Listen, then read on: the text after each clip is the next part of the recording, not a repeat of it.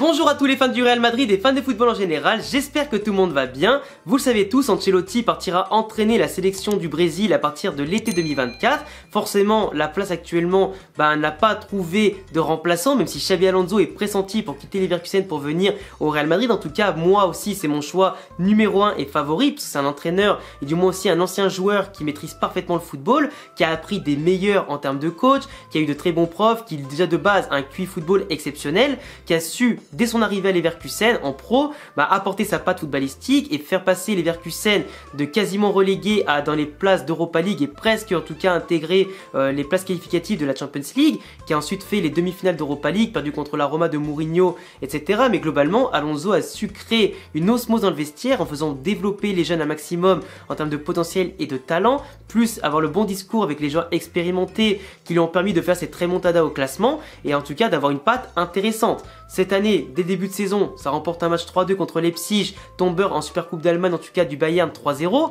Donc tu remportes un bon match dès le début de saison à domicile contre un bel adversaire.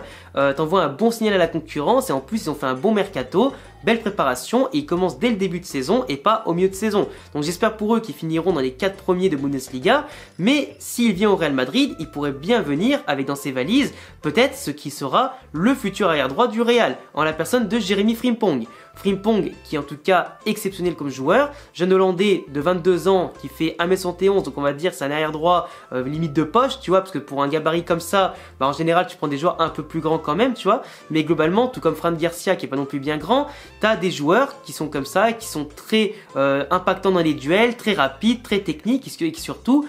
évoluent très bien. Alonso qui le fait passer des paliers assez intéressants et globalement qui pourrait le ramener. Leverkusen entretient de très bonnes relations avec le Real Madrid, même si Alonso a prolongé jusqu'en 2026, si le Real ne fera pas sa porte, forcément qu'il fera tout pour venir. Et Leverkusen ne fera pas de chichi pour le laisser partir là-bas. Après, ils vont tirer un peu la gueule de perdre un très bon coach et peut-être Jérémy Frimpong, mais s'ils font une belle plus-value sur lui par rapport à quand ils l'ont acheté au Celtic Glasgow, si je dis pas de bêtises, globalement, tout le monde est gagnant. Et aujourd'hui, même si le Real Madrid,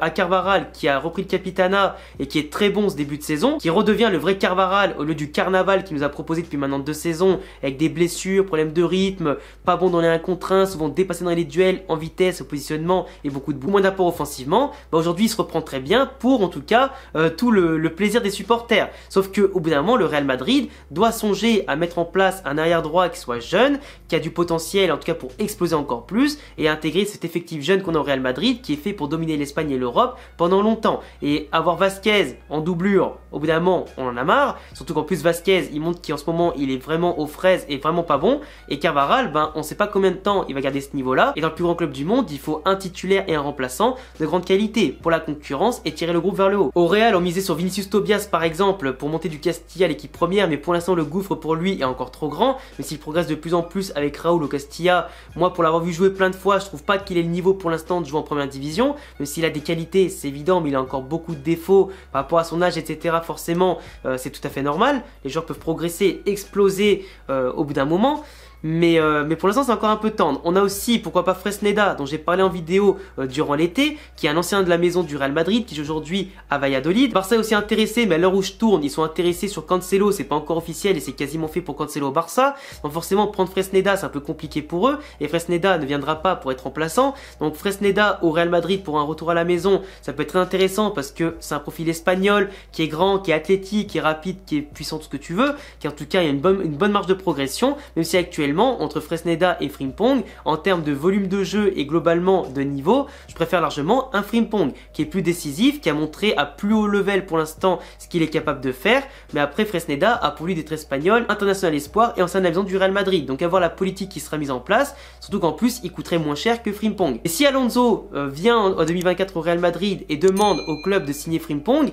parce que le poste d'arrière droit c'est le poste qui sera à renforcer en priorité, même s'il manquera encore un 9 au Real Madrid à ce moment-là, parce que pour l'instant on n'a pas d'Mbappé, on n'a personne, et globalement je pense que personne viendra en 9 cet été, l'année prochaine, entre un 9 et un arrière droit, tu sais globalement ce qu'il te faut déjà en termes de priorité. Si le coach connaît déjà parfaitement le joueur, ce sera plus facile d'instaurer un jeu avec des joueurs qu'il connaît, etc. Et globalement Frimpong, il a explosé avec Alonso. Le mec, en 90 matchs à Leverkusen, c'est 13 buts, 9 rien que la saison dernière, toutes compétitions confondues. Donc le mec en seulement une saison, en termes de buts, aussi en termes de passes D, parce qu'il en a fait plus de 8, il a démultiplié ses statistiques en même pas une saison. saison avec un coach qui arrive en cours de saison et c'est là qu'il a su développer son rôle et son positionnement sur le terrain. D'ailleurs, rien que contre le Leipzig le week-end dernier, Frimpong c'est quand même un but, une passe D. Son dépassement de fonction sur son but, ça montre toute la classe et surtout son intelligence de foot. Par exemple, il part sur le côté droit, il voit que son coéquipier à l'attaque va s'excentrer sur le côté droit pour prendre le ballon, lui il fait intelligemment l'appel dans l'axe et se positionner du coup entre les deux défenseurs, se décaler pour réceptionner le ballon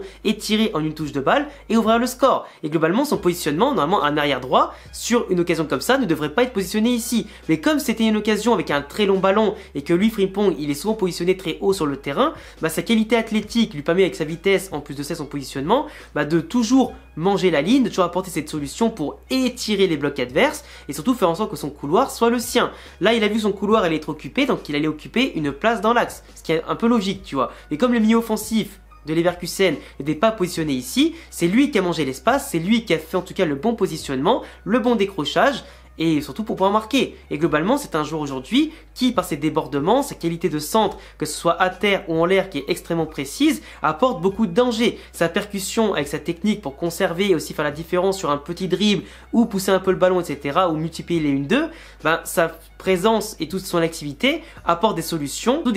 viables et efficaces. Même s'il est petit, comme je disais, c'est un acharné qui récupère beaucoup de ballons, il est en tout cas toujours présent dans les duels, il se laisse rarement dépasser, en tout cas au niveau de la vitesse, il se laisse pas passer, il anticipe très bien en tout cas aussi les longs comme les petits ballons, donc même si des fois les duels de la tête, malheureusement c'est un axe d'amélioration, il peut pas tous les gagner par sa petite taille et la détente qu'il a, mais il va cacher les ballons, il essaye en tout cas de gêner l'attaquant au maximum, de couvrir l'espace justement, il n'a pas forcément tout le temps se jeter, donc ça aussi c'est quelque chose qu'il devra améliorer, c'est éviter de se jeter sur les duels aériens qu'il sait d'avance que normalement il ne pourra pas gagner, mais il peut au moins gêner l'attaquant. Mais au moins dans l'activité au niveau des duels, il ne prend pas beaucoup de jaunes, il n'a pris que 6 jaunes toutes compètes confondues l'an dernier, ce qui est fait à peine un cycle globalement de sanctions. Quand tu prends 5 cartons jaunes, du coup tu rates un match après, tu vois. Globalement il est propre dans son jeu et surtout ce qu'il apporte offensivement et défensivement, c'est déjà très complet. Même si comme je disais, il faut qu'il apprenne à se canaliser aussi parce que ça lui arrive justement des fois de trop vouloir dépasser sa fonction, que ce soit offensivement comme défensivement, et faire un petit déséquilibre ou des fois ne plus être positionné exactement là où il faudrait être et forcément l'adversaire peut en profiter au niveau de l'espace laissé derrière. Après ces petites erreurs de canalisation de tempérament, d'énergie, des fois de placement justement à cause de ça, l'énergie qu'il apporte dans un pressing, dans le contre-pressing ou simplement aussi pour asphyxier l'adversaire, pour pousser les latéraux justement à reculer, globalement ce qu'il apporte comme solution dans la construction et la finition du jeu, c'est un atout qui est non négligeable et globalement dans un football de haut level comme pratiquerait normalement le Real Madrid à tous les levels, c'est quelque chose qui est obligatoire. En plus c'est quelqu'un qui se blesse quasiment pas, donc avoir un jeune qui a une bonne activité de passe décisive, donc au niveau de l'altruisme il est top, très efficace, précis, au niveau des buts il en marque, défensivement il est serein et il est propre, même s'il y a des axes d'amélioration forcément, comme n'importe quel joueur, peut-être dans l'aspect technique progresser un peu plus pour atteindre un peu moins de passes, ou tactique éviter de trop en faire, éviter aussi de trop se jeter par rapport au duel aérien, tout ça. Globalement c'est un joueur qui est très satisfaisant et qui continue de progresser. Si déjà sous l'influence de Xabi Alonso et dans un effectif qui va de mieux en mieux, il plante 9 buts et fait 8 passes D, j'imagine pas ce qu'il serait capable de faire au Real Madrid. Après je dis pas qu'il pourrait marquer 15 buts et faire 15 passes D, mais au Real Madrid il pourrait marquer peut-être un peu moins et faire beaucoup plus de passes décisives. Moi un joueur fougueux, énergique comme ça, qui soit précis, simple et efficace, c'est exactement ce que je demande pour le court, moyen et long terme du Real Madrid. Enfin bref les gars, je vous laisserai me dire en commentaire ce que vous pensez globalement de Jérémy Frimpong au Real Madrid ou pas pour 2024. Si vous connaissez le joueur, dites-moi un peu ce que vous en pensez globalement de son profil et ce qu'il pourrait apporter au Real. Je vous laisserai vous abonner, cocher la cloche et en tout cas me follow pourquoi pas sur Insta et Twitter pour parler de football en dehors des vidéos. Et à bientôt les gars pour une prochaine vidéo. Ciao.